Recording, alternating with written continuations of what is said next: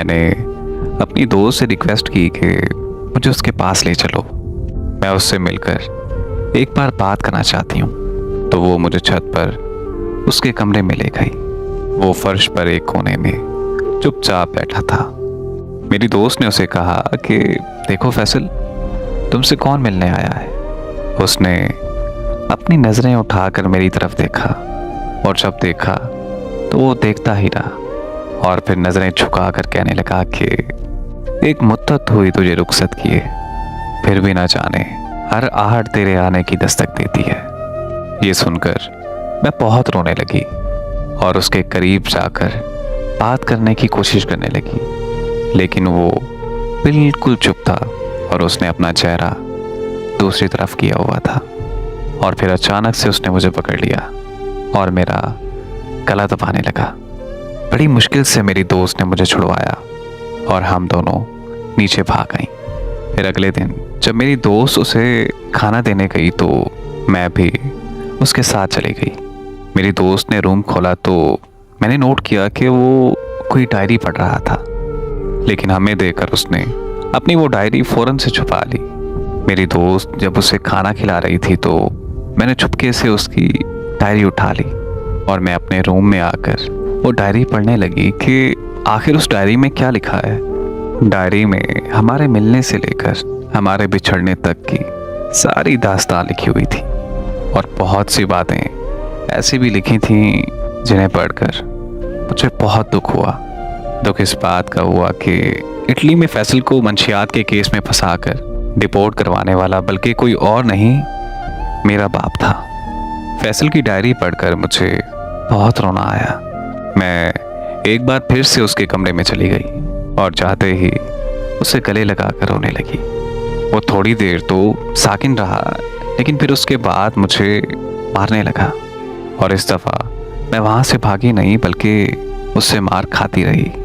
थोड़ी देर बाद उसने मुझे मारना बंद कर दिया और मुझे गले लगाकर मेरा नाम पुकारते हुए ज़ोर ज़ोर से रोने लगा। उसकी ज़ुबान से अपना नाम सुनकर मुझे बहुत खुशी हुई। इतने में मेरी दोस्त और उसके घर वाले भी उसके कमरे में आ गए। अपने घर वालों को देखते ही फैसल फिर से पागलों वाली हरकतें करने लगा। फैसल का मेरा नाम पुकारना और मुझे गले लगाकर रोना इस बात की गवाही थी कि मैं आज भी उसे याद हूँ। फिर मैं रोज़ खाने के वक्त उसे खाना खिलाने जाती थी और घंटों उसके पास बैठकर अपने गुजरे कल की बातें करती थी। वो बस मेरी तरफ देखता रहता था मगर मुझसे कोई बात नहीं करता था।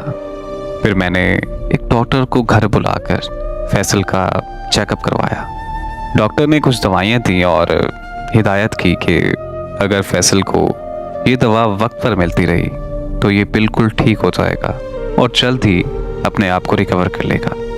ये सुनकर हम सबको बहुत खुशी हुई, और फिर दोस्त की शादी के बाद मैं इटली वापस नहीं गई, बल्कि मैंने अपने घर फ़ोन करके बोल दिया कि मैं फैसल से शादी करने जा रही हूँ।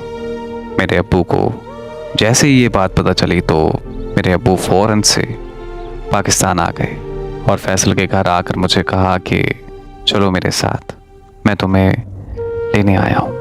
मैं नहीं जाना चाहती थी मगर फैसल के अब्बू ने कहा कि यहाँ कोई तमाशा मत करना वरना हमारी बदनामी होगी। इसलिए मैं चुपचाप अपने अब्बू के साथ चल पड़ी। हमारे पाकिस्तानी घर पहुंचकर अब्बू ने मुझे कहा कि मैं तुम्हारी शादी एक पागल से हरगिज़ नहीं कर सकता, और वो वैसे भी मंशियात के केस में इटली से पाकिस्तान डिपोर्ट हुआ है, तो अब वो दोबारा कभी भी इटली नहीं जा सकता, जबकि तुम इटली को छोड़कर पाकिस्तान नहीं रह सकती। इसीलिए ये शादी कभी भी नहीं हो सकती। मैंने अब्बू से साफ साफ कह दिया कि मैं फैसल से शादी करके पाकिस्तान में ही रह लूँगी, आप मेरी हरगिज़ फिक्र ना करें। और डॉक्टर ने बोला है कि फैसल जल्दी ही ठीक हो जाएगा। मेरी ये बात सुनकर मेरे अब्बू ने मुझे एक कमरे में बंद कर दिया और मेरी शादी मेरे उसी कज़न के साथ तय कर दी जिससे मैंने अपनी मंगनी तोड़ी थी। मेरे अब्बू ने मुझे कमरे में बंद करके 1 हफ्ते बाद मेरी शादी रख दी थी। मुझे कुछ समझ नहीं आ रही थी कि मैं क्या करूं। फिर मेरे अब्बू मेरे कमरे में आए और मेरे पाँव पकड़कर रोने लगे, कहने लगे कि प्लीज़ मेरी इज्जत रख लो और तुम ये शादी कर लो।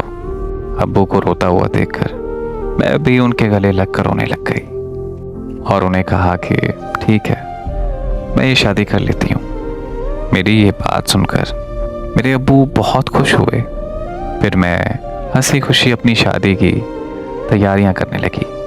मेरी बाकी फैमिली भी इटली से शादी अटेंड करने के लिए आ गए और फिर मैं मौका देखकर मैं वहाँ से भागकर फैसल के घर आ गई।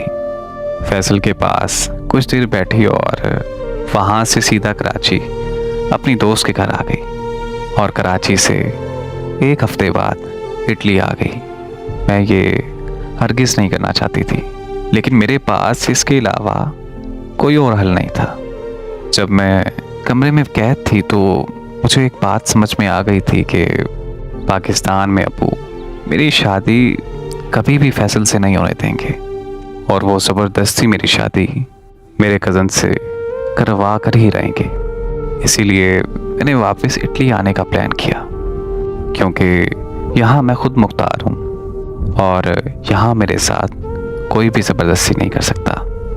मेरे इटली पहुँचते ही मेरी फैमिली भी इटली में आ गई। यहाँ आकर उन्हें समझ आ गई थी कि मैं अब उनकी बात कभी भी नहीं मानूंगी, तो उन्होंने मुझसे बात करना बिल्कुल बंद कर दी।